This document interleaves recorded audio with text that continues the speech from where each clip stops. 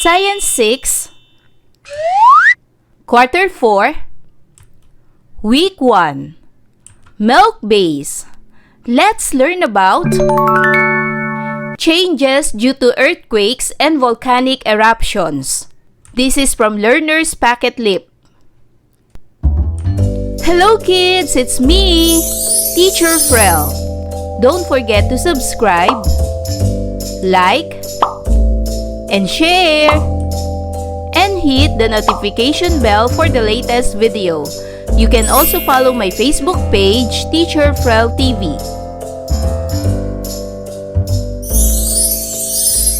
For today's lesson in Science 6, we will discuss about changes due to earthquakes and volcanic eruptions. For most essential learning competencies, describe the changes on the Earth's surface as a result of earthquakes and volcanic eruptions. In this lesson, you will learn how earthquakes and volcanic eruptions change the Earth's surface. Also, you will understand the effects of these calamities to humans, plants, animals, and properties. The movement of plates on the crust is often accompanied by earthquakes and volcanic eruptions. An earthquake is the shaking of the ground. Earthquakes happen when the crustal plates move. As these plates move, some parts of the Earth's crust are pushed toward each other or away from each other. Their movement causes nearby rocks to move as well. These rocks break and slide past each other. When the rocks break, waves of energy are released and sent out through the Earth. These waves trigger an earthquake. The motion of the ground during an earthquake is measured by an instrument called a seismograph. There are two types of earthquakes. These are the volcanic earthquake and tectonic earthquake. A volcanic earthquake happens with a strong volcanic eruption, while a tectonic earthquake is caused by the movement of the Earth's crust. A tectonic earthquake may occur above ground or beneath the ocean. Let's study about tectonic earthquake. Strong earthquakes or shaking of the ground can loosen the soil and rocks and can cause disastrous landslide and destruction to properties and surroundings above the ground. Earthquake and sudden upward movement of the seafloor during faulting or crack along a plate boundary cause the water to rush upward, then huge surface waves are created and can reach a nearby coast. This is known as tsunami, a Japanese word for bay or harbor wave.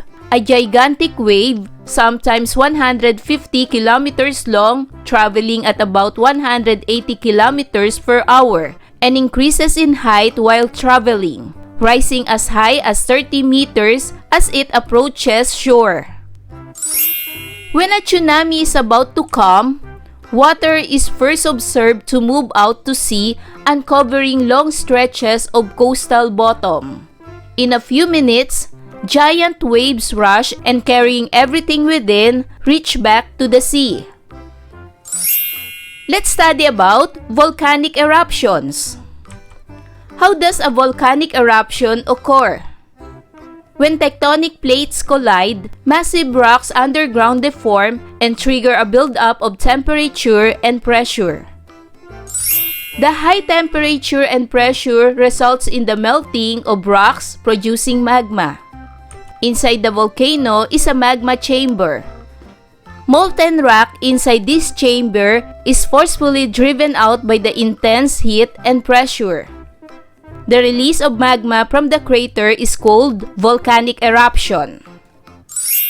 The magma that flows out of the surface is called lava. When volcano erupts, it throws out lava together with gases, rocks, and ashes. Region 4A Calabarzon has numerous volcanoes. These volcanoes are Banahaw, which is located in boundaries of Laguna and Quezon provinces, and Taal, located in the province of Batangas, that has recently been active with records of hydrovolcanic activity last January 2020 that produces numerous recorded earthquakes within and across the province of Batangas. The PHIVOLCS categorize Philippine volcanoes into active volcanoes, potentially active volcanoes, and inactive volcanoes. Let's take a look at the layers of the Earth to better understand and locate on which part of Earth's layer earthquakes usually happen. The layer of the Earth are: the first layer is called crust. Next to crust is called mantle. Next to mantle is called the outer core. And next to outer core is called the inner core. As you can see in the second picture, the crustal plates is from the crust or the first layer of the Earth. Then the magma is in the inner core. So the crust is the first layer of the Earth where earthquakes happen. When the earthquakes happen from the crustal plates, it creates fault line, as you can see in the third picture. And now, let us proceed to learning task 1. Read the following articles. Below each article, name 3 effects of earthquakes and volcanic eruptions to the environment or ecosystem. Let's read first Article 1, The Roaring Earth. The July 16, 1990 earthquake produced a 125-kilometer long ground rupture that stretches from Dingalan, Aurora to Cayapa, Nueva Vizcaya, as a result of strike-slip movements along the northwest segment of the Philippine Fault Zone and the Digdig Fault. The earthquake epicenter was near the town of Rizal, Nueva Ecija.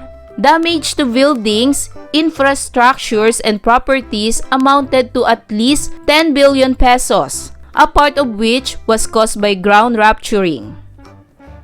What will be the effects of the earthquake to environment or ecosystem? Here are my examples. The effects of the earthquake to environment or ecosystem is ground rupture and land displacement, soil liquefaction leading to unstable ground conditions, and landslides and deforestation. Now let's read Article 4, Volcanic Eruption. The first recorded accounts of Mayon's eruption were made by the Franciscan priests during the 18th century. Its most destructive explosion occurred in February 1814 when clouds of volcanic gas and waves of mud and lava destroyed the town of Cagsawa about 16 kilometers away. More than 1,200 lives were lost. What remained was the church bell tower and a few stone roofs visible to this day and nearly as postcard famous as volcano itself. What will be the effects of the volcanic eruptions to environment and ecosystem? And here are my examples. The effects will be deposition of volcanic ash, which can smother plant life, contaminate water sources, etc. Next, lava flows and pyroclastic surge, which destroy forests, farmland, and habitats. And release of toxic gases such as sulfur dioxide and carbon dioxide. For learning task 2, describe the different changes on the Earth's surface as results of earthquakes and volcanic eruption. Write down your observation from the pictures below. So here are my example answer. After an earthquake, based on the pictures, the changes on Earth's surface are: first, collapse of buildings and infrastructure. Second, ground rupture and cracks. Third, landslides and soil displacement. Fourth, disruption of transportation routes. And fifth, loss of vegetation and environmental damage.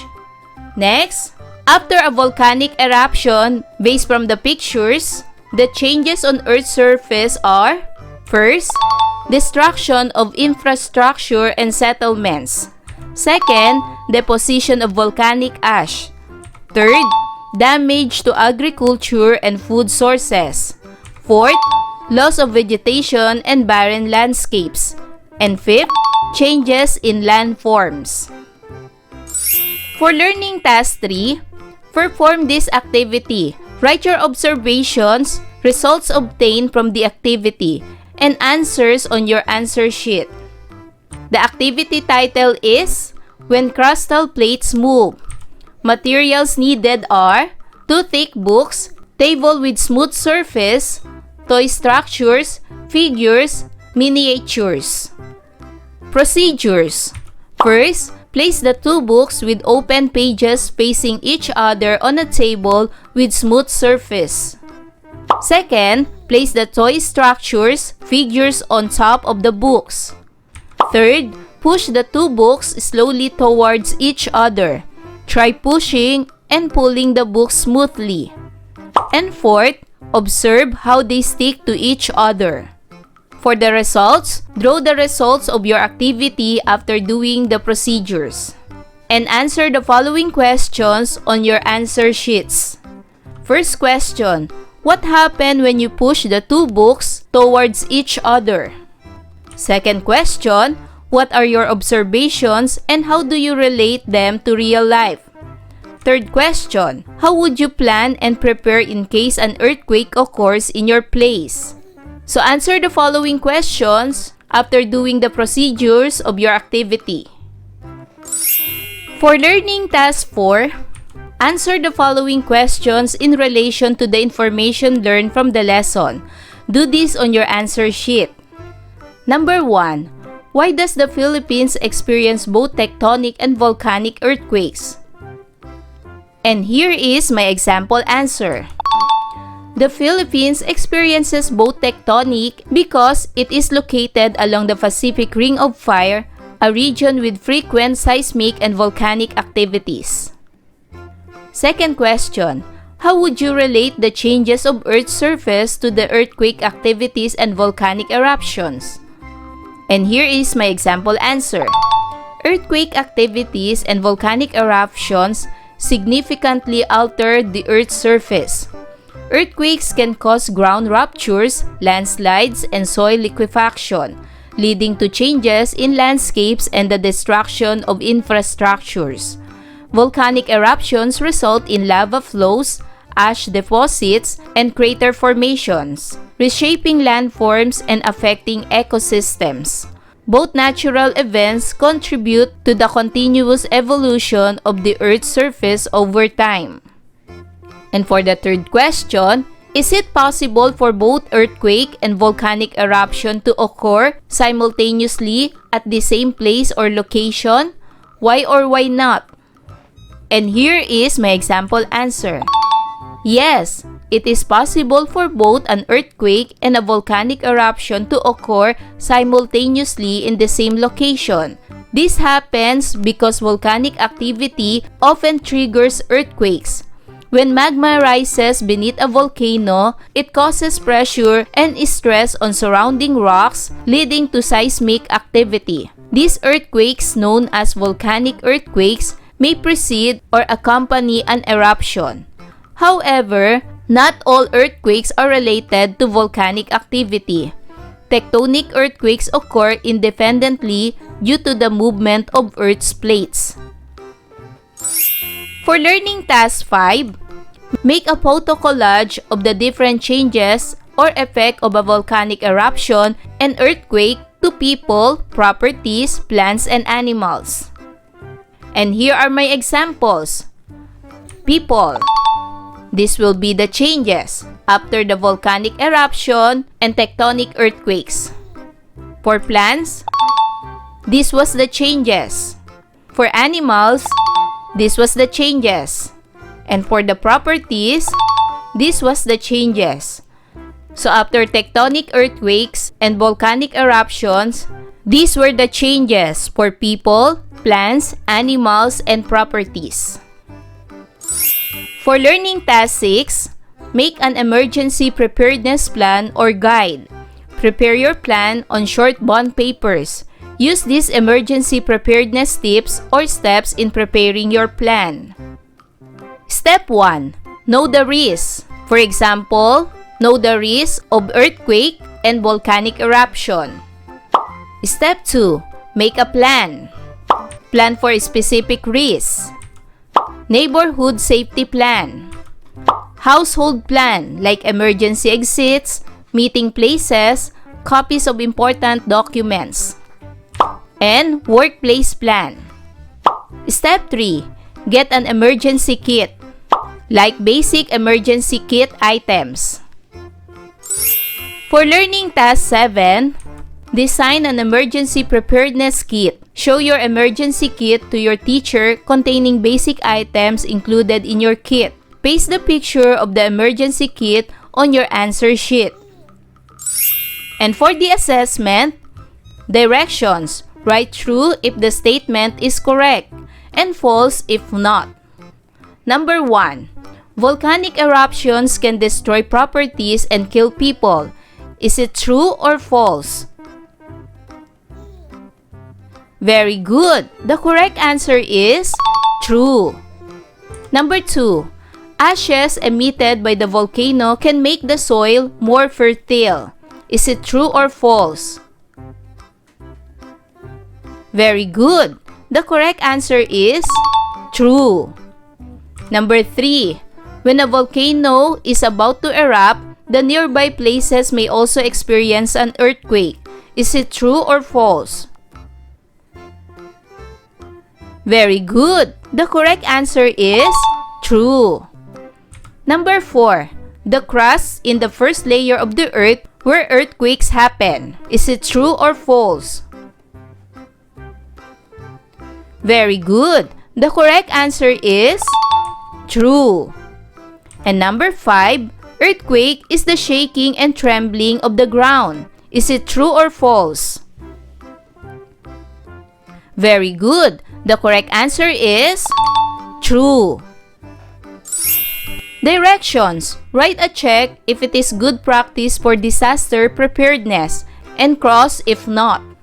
For number 6, immediately run downstairs if you feel there is an earthquake. Is it check or cross?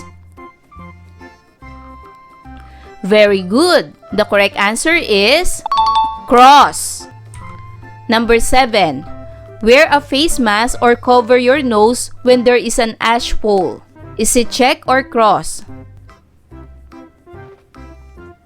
Very good. The correct answer is check. Number 8. Always have an emergency plan. Is it check or cross? Very good. The correct answer is check. Number 9. After an earthquake, go back to your home right away to check your house. Is it check or cross? Very good. The correct answer is cross. And number 10. Always have your emergency kit prepared in case of earthquake or volcanic eruptions and the like. Is it check or cross? Very good. The correct answer is check. Remember that both earthquakes and volcanic eruptions bring changes to Earth's surface. This may bring different effects to people, animals, and plants, but these natural phenomena are beyond humans' control. All we can do is to manifest preparedness during emergencies where there are earthquakes and volcanic eruptions. So kids, do you understand our lesson for today? Wow! Good job! Kids, I hope you learned a lot from this lesson. Until our next topic, bye-bye kids! Thanks for watching!